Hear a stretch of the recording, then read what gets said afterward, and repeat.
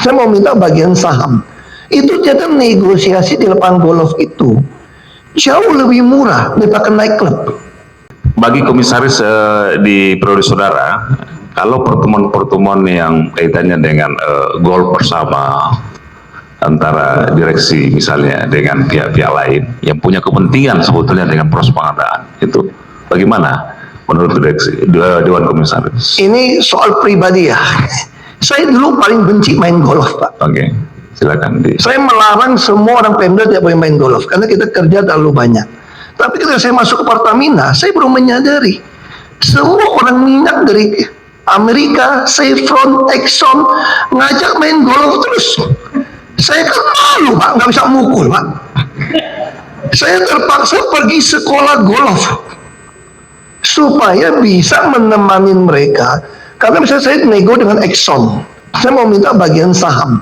Itu ternyata negosiasi di lapangan golf itu jauh lebih murah daripada naik klub. Saya kira golf ada tempat negosiasi paling sehat, paling murah. Jemur jalan murah. Dan bayarin anggota main itu sangat murah. Makanya saya belajar golf, saya menjamu orang-orang Exxon untuk main golf. Saya sampai ke Chevron diajak main golf, minimal saya tidak main 138 lah kira-kira gitu loh. Main 100 masih oke. Nah itu biasa, Pak. Dan bahkan kami di dalam lapangan golf itu suka isi-isian juga, Pak. Apresiasi, Pak. Apresiasi, Pak, bukan judi, Pak, itu, Pak. Jadi ini sesuatu yang di lapangan golf Bapak bisa cari. Ya mungkin agak bahaya. Saya masih ingat nasihat Pak Rifa pada saya. Dia ngomong begini, istri saya cuma pesan begini, Pak, kalau main golf. Apa? Jangan lihat mata kiri ya katanya ya. Nanti bahaya katanya. Itu aja Pak kita joknya Pak yang bahaya Pak. Cukup dari kami yang mulia.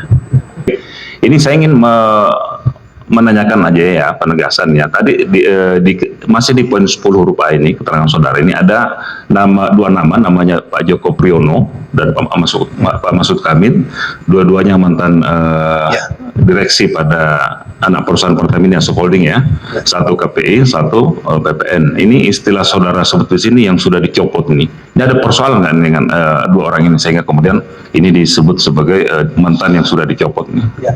Ada masalah nggak dengan dua? Bagi saya dua saudara ini adalah dirut yang terhebat yang Pertamina punya untuk mau perbaiki produksi kilang, termasuk perbaiki Patra Niaga.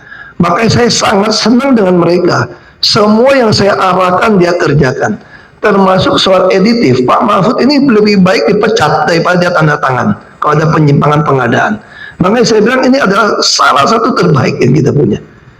Pak Joko ini copot ya istilahnya. Ini orang kilang asli dari kilang. Ini orang menurut saya adalah orang yang terbaik pengetahuan tentang kilang. Dia yang kasih tahu saya kelemahan kilang, apa yang mau diperbaiki.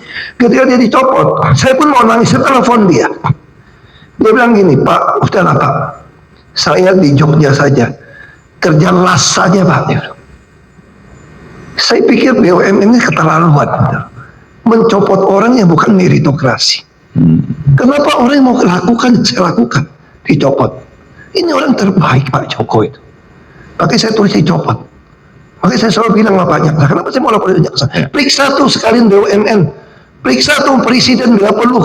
Kenapa orang terbaik dicopot? Oke.